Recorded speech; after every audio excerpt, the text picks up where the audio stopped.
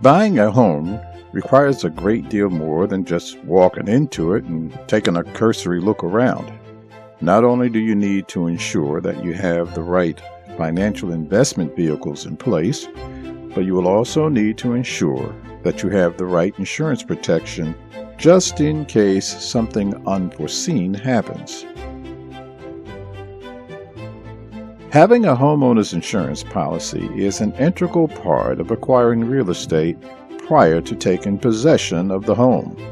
With most lending institutions, it is required that you have homeowner's insurance for the home at the time of or prior to closing.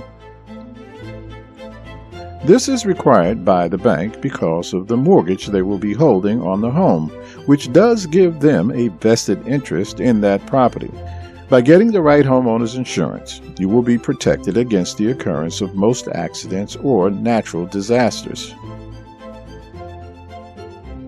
Homeowner's insurance is divided into a variety of categories, all of which are beneficial to different situations. The first major item you will want to consider when buying insurance is to purchase enough so as to cover the value of the property.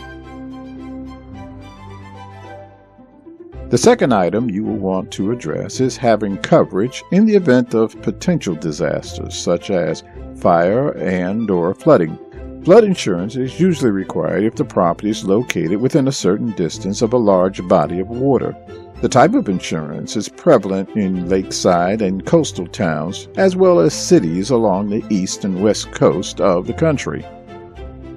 Another factor to consider with homeowners insurance is the kind of coverage that it offers.